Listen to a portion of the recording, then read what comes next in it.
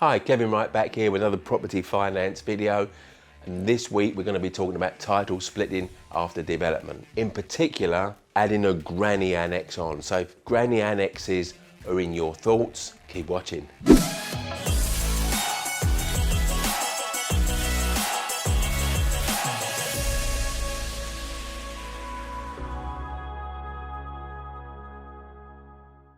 Now, I had a question recently put to me. Someone wanted to create a granny annex and then at some later point split the title, move into the granny annex and then either sell or rent out the main home. Is there an issue with that? And the answer is, there is an issue with that. It's not the planning laws necessarily, it's mortgage lenders' T&Cs. So what's the issue? Main residence mortgage lenders and standard buy-to-let mortgage lenders do not permit or do not lend on multiple self-contained units on a single title. Quite simply, they don't want the risk that you could rent out separately self-contained parts of your property. So if by granny annex you mean a completely self-contained part of your property, then no, mortgage lenders are not going to permit you to do that. So splitting the title after you've done it is not really the main issue here.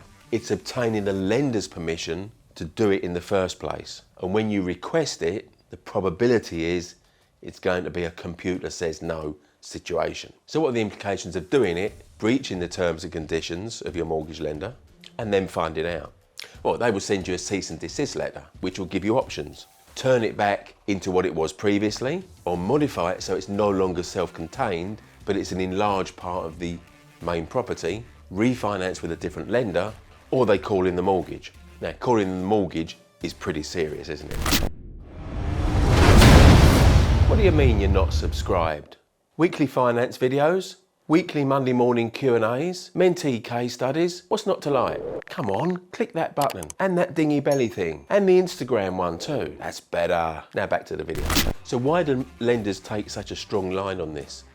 Because it's increasing the risk in their security and they haven't factored that risk into the interest rate they charge you. Now, main residence lenders have got no issue with granny coming to live with you, or even of you increasing the living space to accommodate her, as long as it's part of the main house and it's not completely self-contained and separate, i.e. with its own front door, with a fully functional kitchen. So they protect themselves against you doing this by inserting a clause in their T&Cs that make it a breach if you do so. Now, buy-to-let lenders are very similar. They'll allow you to rent to a whole family or a couple or a person on a single AST. A few will even allow you to rent room by room on separate ASTs. What they won't let you do is to create separate self-contained living spaces on a standard buy-to-let mortgage. And again, there's a clause in their T&Cs to prohibit you doing that. Now, if you just did it and didn't tell your current mortgage lender, you could have a problem refinancing because other mortgage lenders' valuers are going to see what you've done and report back to the mortgage lender that this is not a property that they should be lending on.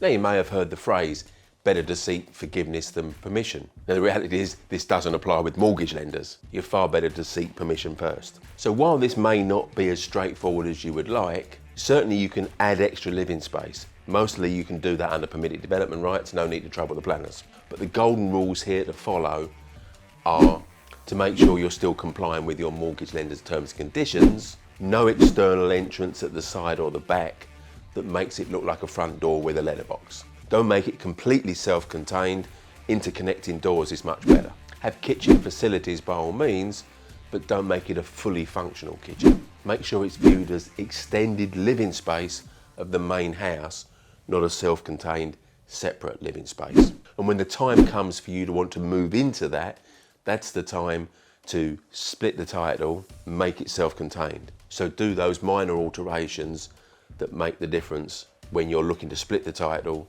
and either sell or rent the main property and live in the annex. So there's some guidance for you on splitting titles when you're talking about granny annexes and the like. I'll be back next week with another property finance video.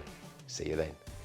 If you enjoyed watching this video, did you know every Monday morning at 8:30 I do a live Facebook Q&A.